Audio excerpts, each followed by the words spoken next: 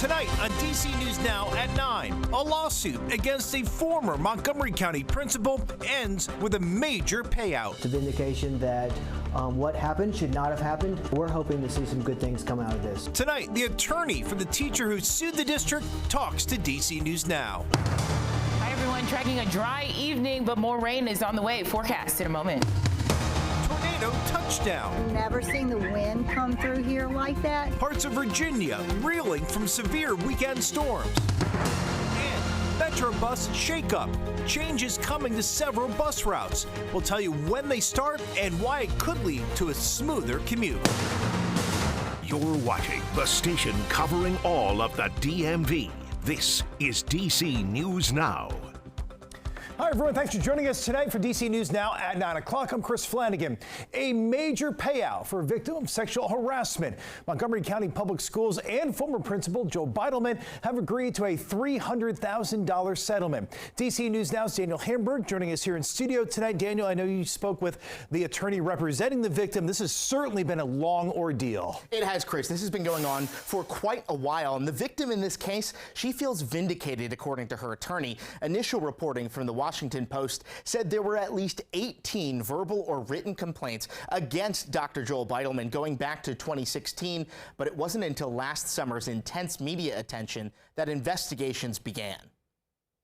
A lawsuit filed last fall detailed alleged sexual harassment of a former Farquhar Middle School teacher that went on from 2019 to 2023.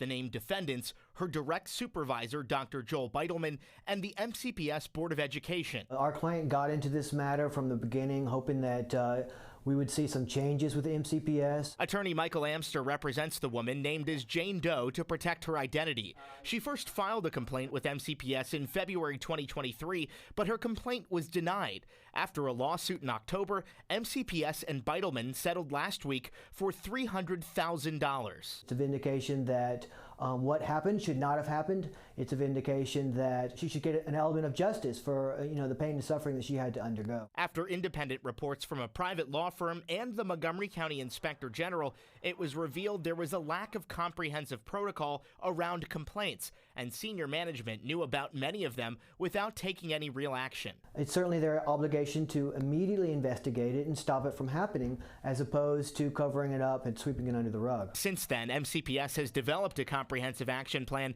to fix many of the issues. Amster says Jane Doe is optimistic about her lawsuit creating change. I think she is happy about the amount, which is what matters, and we're hoping to see some good things come out of this. An MCPS spokesperson said they don't discuss legal personnel matters. Beidelman's attorney did not respond to a request for comment. In the studio, Daniel Hamburg, DC News Now. Daniel, thank you. All right, let's get a first check on the forecast now with Chief Meteorologist Janessa Webb. And Janessa, I know you're keeping an eye on some rain right now. Yeah, we do have a little bit of rain that's making its way across DC. As you can see from this live cam, it's not everywhere across DC, but it has been a good burst of development just in the last 15 to 20 minutes. Here's that kind of loop of that radar now making its way quickly into Prince George's County, so already filtering out of the DC metro area. So if you're in Alexandria, out towards the Braddock area, Mount Vernon, still dealing with a few raindrops, but most of us to our west and farther to our north are staying on the dry side. This has been the hot spot from Dumfries into Franconia, Quantico today, and about to make its way into Calvert County. The beneficial thing with any storms and this burst of rain that we've been dealing with, it's been very fast moving and there's no lightning associated with it. The reason being, temperatures are quite cool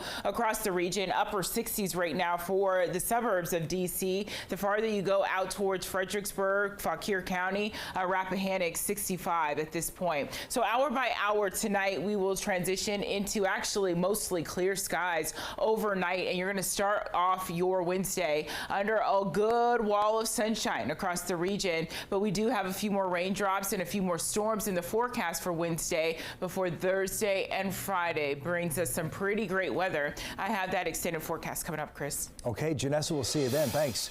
We have new details tonight. A Virginia man arrested on ammunition charges in Turks and Caicos is coming home. Today, a judge sentenced Tyler Wenrich to pay a $9,000 fine. He'll get credit for time served instead of facing a minimum of 12 years in prison there. Wenrich was arrested on April 30th for carrying hunting ammo in his luggage. He claims he left it in a duffel bag from a deer hunting trip by mistake. The ammo went unnoticed by airport authorities when he left the United States. I feel very just relieved. A weight has been lifted off my shoulders and my wife, and I'm glad that I get to go home and be with my son again. Wenrich is the second of 5 Americans who were detained on illegal ammo charges. In a statement, Turks and Caicos says it is the traveler's responsibility to ensure their bag is free of weapons and ammunition, which is strictly forbidden in the territory. Well, developing now at 9, D.C. Chairman Phil Mendelson unveiling his 2025 proposed budget. Part of it involves restoring millions of dollars in cuts put forward by Mayor Muriel Bowser, including millions for early childhood educators. Our Mariel Carbone reports from the Wilson Building tonight with more on these changes. Chris, since April, early child care educators have been rallying around the Pay Equity Fund. It's a program that addresses pay disparities for child care workers and a program Mayor Bowser cut from her budget. Now tonight, it's back in and it's fully funded. At our school, we have ages 2 to 5-year-olds, the preschoolers. I would say the most important of the age groups. So Nina Mack, executive director of the Hill Preschool, says paying her staff a livable wage is essential, a feat only recently made possible through the district's Early Childhood Educator Pay Equity Fund. They've bought houses, they've bought vehicles, they've gone back to school. Still, the subsidy program was on the chopping block. Mayor Muriel Bowser cutting it under her proposed 2025 budget.